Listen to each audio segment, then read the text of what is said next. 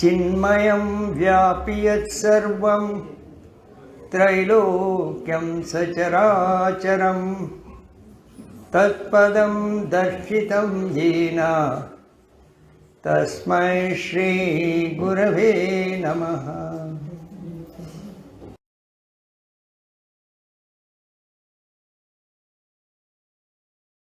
ಸ್ವಾಮಿ ಬ್ರಹ್ಮಾನಂದರು ಚಿನ್ಮಯ ಮಿಷನ್ನಲ್ಲಿ ಮಂಕುತಿಮ್ಮನ ಕಗ್ಗ ಅವರಿಂದ ಕೂಡ ಪ್ರೇರಿತನಾಗಿ ಯಾಕೆ ನಾನು ಮೊದಲು ಮಾತಾಡ್ತಾ ಇರಲಿಲ್ಲ, ಬರೀ ಕೆಲಸ ಮಾಡ್ತಾ ಇದ್ದೆ, ವಿಷಯ ತಿಳ್ಕೊಳ್ಳೋಣ ಅಂತ.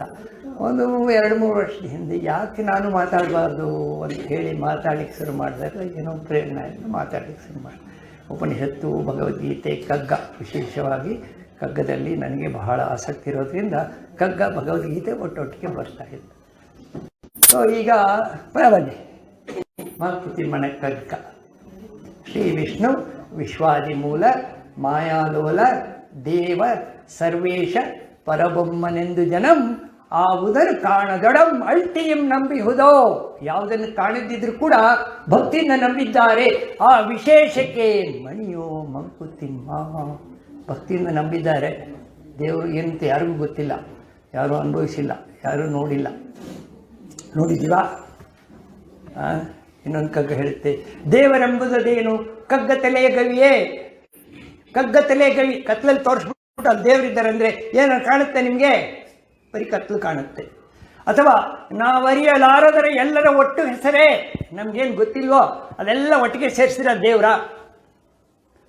ಕಾವನೊರ್ವ ನಿರಲಿಕೆ ಜಗತ ಕಥೆಯೇಕಿಂತು ಸಾವು ಹುಟ್ಟುಗಳೇನು ಮಂಕುತಿಮ್ಮ.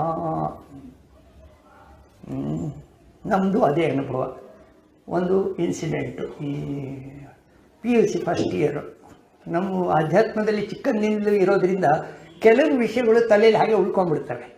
ಈ ವಿಷಯ, ಅಧ್ಯಾತ್ಮ ವಿಷಯ ಎಲ್ಲಾದರೂ ಬಂದರೆ ಅದು ಉಳ್ಕೊಂಡ್ಬಿಡುತ್ತೆ. ಅದಕ್ಕೆ ಇವಾಗ ಉತ್ತರ ಸಿಗ್ತಾ ಇರುತ್ತೆ. PUC ಫಸ್ಟ್ ಇಯರಲ್ಲಿ ಎಲ್ಲ ಹುಡುಗರು ಭಾಳ ಹುಮ್ಮಸ್ಸಾಗಿರ್ತಾರೆ. ಮೇಡಮ್ ಬಂದರು, physics madam, believers and non believers of god. ಒಂದು ಕ್ವಶನ್, ಬಿಲೀವರ್ಸ್ ಯಾರು? ಎಲ್ಲ ಕೈದು. ನಾನ್ ಬಿಲೀವರ್ಸ್ ಯಾರು? ಒಬ್ಬ ಹುಡುಗ ಕೈ ಎದ್ದ.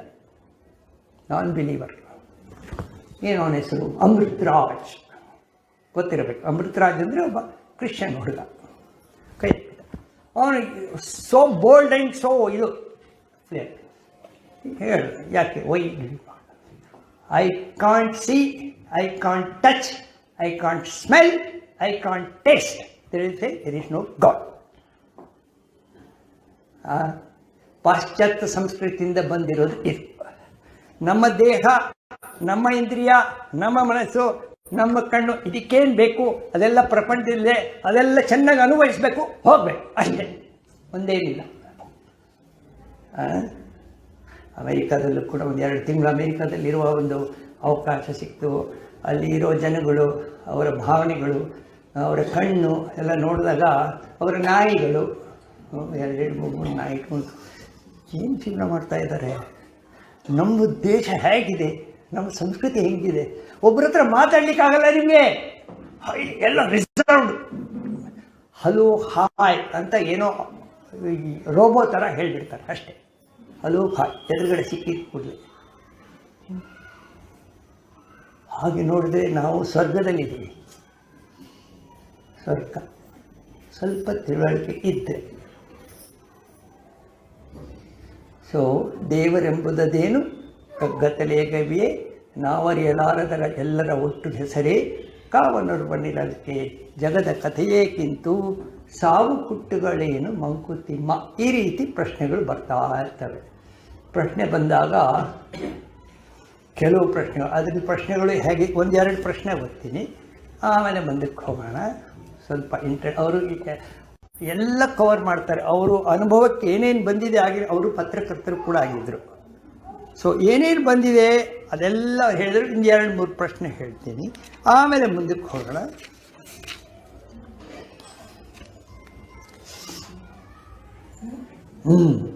ಏನು ಭೈರವ ಲೀಲೆ ಈ ವಿಶ್ವ ವಿಭ್ರಮಣೆ. ಏನು ಭೈರವ ಲೀಲೆ? ಭೈರವ ಅಂದರೆ ಈಶ್ವರ, ಭೈರವ ಲೀಲೆ. ಈ ವಿಶ್ವ ವಿಭ್ರಮಣೆ, ವಿಭ್ರಮಣೆ ಪ್ರಪಂಚ ನಿಂತಿದೆಯಾ? ಎಲ್ಲ ಸುತ್ತಾ ಇದೆ. ಭೈರವ ಲೀಲೆನ ಇದು. ಆಮೇಲೆ ಏನು ಭೂತಗ್ರಾಮ ನರ್ತನ ಉನ್ಮಾದ. ಭೂತಗ್ರಾಮ ಅಂದ್ರೇನು? ಪಂಚಭೂತಗಳು, ಪಂಚಭೂತಗಳ ಗ್ರಾಮ. ನರ್ತನ, ಉನ್ಮಾದ ನರ್ತನ. ಪಂಚಭೂತಗಳು ಉನ್ಮಾದ ನರ್ತನ ಯಾರು ನಮ್ಮ ಮೂಲಕ ಆಗ್ತಾ ಇರೋದು. ಆಮೇಲೆ ಸಡನ್ನಾಗಿ ಮೇಲೆ ಹೋಗ್ತಾರೆ. ಏನು ಅಗ್ನಿಗೋಳಗಳು, ಏನು ಅಂತರಾಳಗಳು, ಏನು ವಿಸ್ಮಯ ಸೃಷ್ಟಿ, ಏನು ಅಗ್ನಿಗೋಳಗಳು. ಏನು ಅಗ್ನಿಗೋಳಗಳು? ನಮಗೆ ಗೊತ್ತಿರೋದು ಒಂದು ಗೋಳ, ಸೂರ್ಯ. ಆ ಥರದ್ದು ಎಷ್ಟು ಗೋಳಗಳಿದೆ ಗೊತ್ತಾ? ಮಿಲ್ಕಿ ವೇಸ್, ಎಷ್ಟೋ ಸೂರ್ಯಮಂಡಲಗಳಿದ್ದಾವೆ. ಏನು ಅಗ್ನಿ. ಆಮೇಲೆ ಇವುಗಳಿಗೆ ಮಧ್ಯ ಅಂತರ, ಡಿಸ್ಟೆನ್ಸ್ ಎಷ್ಟಿದೆ ಗೊತ್ತಾ? ಏನು ವಿಸ್ಮಯ ಸೃಷ್ಟಿ ಮಂಕುತಿಮ್ಮ. ನಾವು ನಿದ್ದೆ ಮಾಡ್ತೀವಿ, ನಾವು ರೆಸ್ಟಲ್ಲಿದ್ದೀವಿ ಅಂತ ಹೇಳ್ತೀವಿ. ರೆಸ್ಟ್, ಈಗ ಯಾವುದೋ ಒಂದು ತಗೊಂಡು ಇಟ್ ಈಸ್ ಇನ್ ರೆಸ್ಟ್ ಅಂತ ಹೇಳ್ತೀವಿ. ಆದರೆ ನಿಜವಾಗಿ ಯಾವುದು ರೆಸ್ಟಲ್ಲಿ ಇಲ್ಲ. ಟೇರಿಬಲ್ ಆಕ್ಟಿವಿಟಿ ಆಗ್ತಾ ಇದೆ. ನಾವು ನಿದ್ದೆ ಮಾಡ್ತಾ ಇದ್ದಾಗ ನಮ್ಮ ಬಾಡಿಲಿ ಎಷ್ಟು ಕೆಲಸ ಆಗ್ತಾ ಇದೆ ಗೊತ್ತಾ ನಿಮಗೆ? ವಾಲಂಟ್ರಿ ಇನ್ವಾಲಂಟ್ರಿ ಫಂಕ್ಷನ್ಸ್ ಎಲ್ಲ ಒಳಗಡೆ ಆಗ್ತಾ ಇದೆ. ಆಮೇಲೆ ಇದು ಒಳಗಡೆ. ಹೊರಗಡೆ ನೋಡಿ, ನಮ್ಮ ಭೂಮಿ ಕಕ್ಷೆಯ ಸುತ್ತ ನಿಮ್ಮ ಪರಿಧಿಲಿ ಹೋಗಿ ನಿಂತ್ಕೊಂಡ್ರೆ 16,000 ಕಿಲೋಮೀಟರ್ ಪರ್ ಅವರ್ ಸುತ್ತಾ ಇದೆ. 16,000 ಕಿಲೋಮೀಟರ್ ಪರ್ ಅವರ್ ಭೂಮಿ ಸ್ಪೀಡು ಸುತ್ತಾ ಇರೋದು. ಆಮೇಲೆ ಈ ಭೂಮಿ ಸೂರ್ಯನ ಸುತ್ತ 1,07,000 ಕಿಲೋಮೀಟರ್ ಪರ್ ಅವರ್ ಓಡ್ತಾ ಇದೆ. ಅದು ಒಂದು ಸುತ್ತು ಓಡಿದಾಗ ನಿಮಗೊಂದು ವರ್ಷ ಆಗೋದು. ಅಷ್ಟು ಸ್ಪೀಡಲ್ಲಿ ಭೂಮಿ ಓಡ್ತಾ ಇದೆ, ಅಷ್ಟು ಸ್ಪೀಡಲ್ಲಿ ಕಕ್ಷೆಯಲ್ಲಿ ತಿರುಗ್ತಾ ಇದೆ. ಆಮೇಲೆ ಇನ್ನೇನಿದೆ? Electromagnetic field. ಭೂಮಿಯ ಸುತ್ತಳತೆ 46,000 ಕಿಲೋಮೀಟರ್. ಅದರ 10 ಪಟ್ಟು ಎಲೆಕ್ಟ್ರೋಮ್ಯಾಗ್ನೆಟಿಕ್ ಫೀಲ್ಡ್ ಇದೆ. ಅದು ನಮ್ಮನ್ನು ಸೂರ್ಯನಿಂದ ಬರುವ ಯಾವುದೇ ತೊಂದರೆಗಳನ್ನು ಅದರಲ್ಲಿ ಪ್ರೊಟೆಕ್ಟ್ ಮಾಡಿ, ಕವಚ. ಎಲೆಕ್ಟ್ರೋಮ್ಯಾಗ್ನೆಟಿಕ್ ಫೀಲ್ಡ್ ಸೂರ್ಯನ ಎದುರಿಗೆ ಬಂದಾಗ, ಸೂರ್ಯ ನಮಗೆ ಡೈರೆಕ್ಟಾಗಿ ಎದುರಿಗೆ ಬಂದಾಗ ಈ ಫೀಲ್ಡ್ ಕಡಿಮೆ ಆಗುತ್ತೆ, 5-6 ಟೈಮ್ಸ್ ಇರುತ್ತೆ. ಈ ಕಡೆ ಬಂದಾಗ 50 ಟೈಮ್ಸ್ ಹೋಗುತ್ತೆ. ಇಷ್ಟೆಲ್ಲ ವಿಷಯಗಳಿದೆ. ನಾವೇನು ಹೇಳೋದು? I am a self made man, what can I do for you? ಇವನು ಹೇಳೋದು ಯಾರು? ಪುಟ್ಟು. ಏನು ಅಗ್ನಿಗೋಳಗಳು, ಏನು ಅಂತರಾಳ. ಅಲ್ಲಿಗೆ ಯಾವುದು ಕೂಡ ಸ್ಟ್ಯಾಟಿಕ್ ಇಲ್ಲ, ಎಲ್ಲ ಹ್ಯಾಕ್ ತಿರುಗ್ತಾ ಇದೆ. ಅಂದರೆ ನೀವು ಬುಗುರಿ ಆಡೋದು ನೋಡಿದ್ದೀರಾ ಮಕ್ಕಳು? ಬುಗುರಿ ಆಡೋವಾಗ ಬುಗುರಿ ನಿದ್ದೆ ಮಾಡ್ತಾ ಇದೆ ಅಂತ ಹೇಳ್ತೀರಿ. ಬುಗುರಿ ಟಾಪು ನಿಂತಂಗೆ ಕಾಣುತ್ತೆ, ಆದರೆ ಬುಗುರಿ. ಸೊ ನಾವು ನಿದ್ದೆಯಲ್ಲಿ ಕೂಡ we are under going the same experience. Everything is terrible speed, everything. ಅದಕ್ಕೆ ಜನಗಳೆಲ್ಲ ಇವಾಗ ಬರ್ತಾ ಎಲ್ಲರೂ ಸ್ಪೀಡು, ಸಾಫ್ಟ್ವೇರ್ ಸ್ಪೀಡು. ಅವನ ಟೀಮ್ ಲೀಡರ್ ಇವನು ಸ್ಪೀಡ್ ಇಲ್ಲ ಅಂದರೆ ಅವ್ನು ಬಿತ್ತಾಕ್ಬಿಡ್ತಾನೆ. ಅವ್ನು ಸ್ಪೀಡ್ ಇಲ್ಲ, ಇವನು ಹೋದ. ಸ್ಪೀಡ್ ಬೇಕಾಗಿಲ್ಲ. ಯಾಕೆ ಬೇಕು? ನಿಮ್ಮ ಆನಂದ, ನಿಮ್ಮ ಸಂತೋಷ ನಿದ್ದೆಯಲ್ಲಿ ಆರಾಮಾಗಿ ನಿದ್ದೆ ಸಿಕ್ಕವಾಗ ಸ್ಪೀಡ್ ಯಾಕೆ ಬೇಕು? ಯಾಕೆ ಬೇಕಂದರೆ ಬೇರೆಯವ್ರ ಥರ ನಾನು ರ್ಯಾಟ್ ರೇಸ್ ಅಲ್ಲಿ ಪಾಲ್ಗೊಳ್ತಾ ಇದ್ದೀನಿ, ಅವರಿಲ್ಲ ಅಂದರೆ ನಾನು ಇಲ್ಲ. ಇದು ಬೇಕಾ? ಅಲ್ಲ, ನಾವು ಯೋಚನೆ ಮಾಡಬೇಕು. ಯಾಕಂದರೆ ಪ್ರಪಂಚ ಇರೋದೇ ಹಾಗೆ. ನಾವೇನಾದರೂ ಒಬ್ಬರು ಈ ಥರ ಯೋಚನೆ ಮಾಡಿದರೆ ನಮ್ಮ ಸಂತೋಷ, it is right under your foot. Happiness is right under your foot. ಆದರೆ ಚಿನ್ಮಯಾನಂದರು ಹೇಳ್ದಂಗೆ you live like a helpless beck. ಅದು ಬೇಕು, ಅದು ಬೇಕು, ಅದು ಬೇಕು, ಅದು ಬೇಕು, ಅದು ಬೇಕು, ಅದು ಬೇಕು, ಇನ್ನು ಬೇಕು. ಸೊ ಇದು ಎಲ್ಲರಿಗೂ ಬಂದ್ಬಿಟ್ಟಿದೆ, ಯಾರ್ದು ತಪ್ಪಿಲ್ಲ. ಪ್ರಕೃತಿ ಕೂಡ ನಮ್ಮ ಜೊತೆನೇ ಇದೆ, ಅದು ಈ ಥರ ಕೆಲಸಗಳು ಮಾಡ್ತಾನೇ ಇದೆ. ನಾವೇನು ಮಾಡ್ಬೋದು? ಈಗ ನಾನೊಂದು ಟೆರಿಬಲ್ ಸ್ಪೀಡ್ ಅಂದೆ, ಟೆರಿಬಲ್ ಆ್ಯಕ್ಟಿವಿಟಿ ಅಂದೆ. ಈ ಟೆರಿಬಲ್ ಆ್ಯಕ್ಟಿವಿಟಿ ಯಾವಾಗ ಕಡಿಮೆ ಇರುತ್ತೆ ಅಂತ ಹೇಳಿ ನೋಡೋಣ. ಯಾರಾದರೂ ಜಸ್ಟ್ ಟೆರಿಬಲ್ ಆ್ಯಕ್ಟಿವಿಟಿ ಯಾವಾಗ ಕಡಿಮೆ ಆಗುತ್ತೆ? ಆಂಬಿಷನ್ ಬೇಡ, ಆಕಾಂಕ್ಷೆಗಳು ಕಡಿಮೆ ಆದಾಗ, ಸ್ಪೀಡ್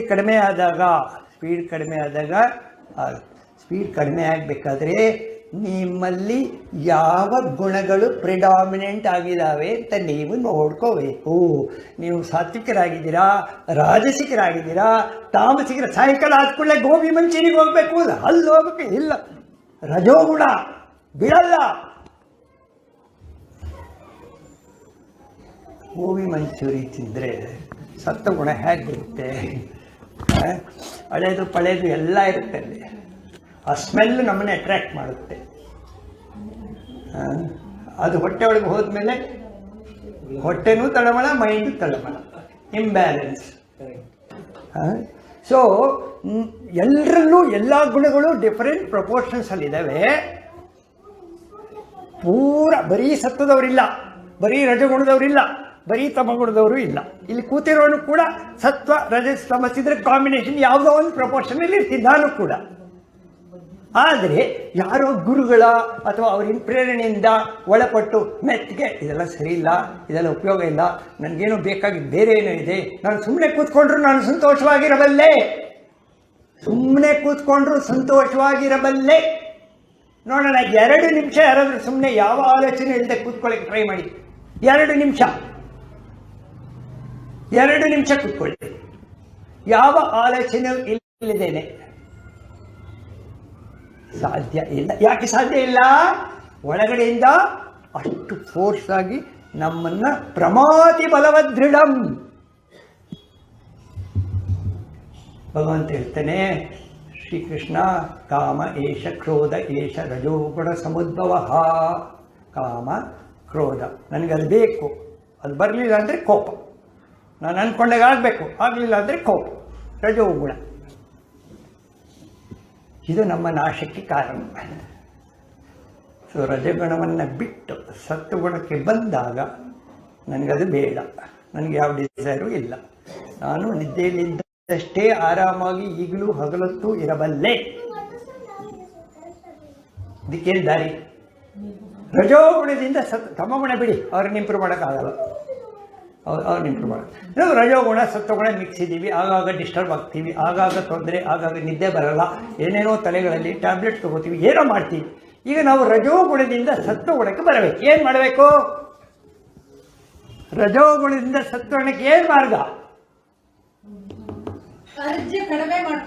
ಹೇಗೆ ಮಾಡ್ಕೋಬೇಕು? ಪ್ರಿನ್ಸಿಪಲ್ ಓಕೆ, ತತ್ವ ಹೇಗೆ? ಮೆಡಿಟೇಷನ್. ಯಾರ ಮೇಲೆ ಮೆಡಿಟೇಷನ್ ಮಾಡೋದು? ಯಾವ ದೇವರು?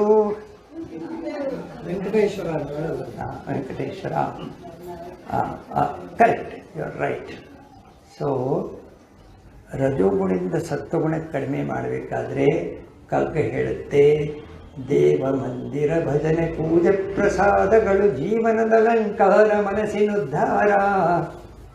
ದೇವ ಮಂದಿರ, ಭಜನೆ, ಪೂಜೆ, ಪ್ರಸಾದ ಇವೆಲ್ಲ ಏನಂದರೆ ಜೀವನದ ಅಲಂಕಾರ. ಇದರಿಂದ ಏನಾಗುತ್ತೆ? ಮನಸ್ಸಿನ ಉದ್ಧಾರ, ಮನಸ್ಸು ಉದ್ಧಾರ ಆಗುತ್ತೆ. ಭಾವವಂ ಕ್ಷುಲ್ಲ ಜಗದಿನ್ ಬಿಡಿಸಿ ಮೇಲೈವುದು. ಭಾವ ಅಂದರೆ ಮನಸ್ಸು. ಮನಸ್ಸನ್ನು ಕ್ಷುಲ್ಲ ಜಗತ್ತಿನಿಂದ ಬಿಡಿಸಿ ಮೇಲೆ ತಗೊಂಡು ಹೋಗೋದು ಯಾವುದಾದರೂ ಒಳಿತು. ದೇವ ಮಂದಿರ ಆಗ್ಬೋದು, ಭಜನೆ ಆಗ್ಬೋದು, ಪೂಜೆ ಆಗ್ಬೋದು, ಪ್ರಸಾದ, ಇಂಥದ್ದಂತಿಲ್ಲ, ಯಾವ್ದು ಬೇಕಾದರೂ ಆಗ್ಬೋದು.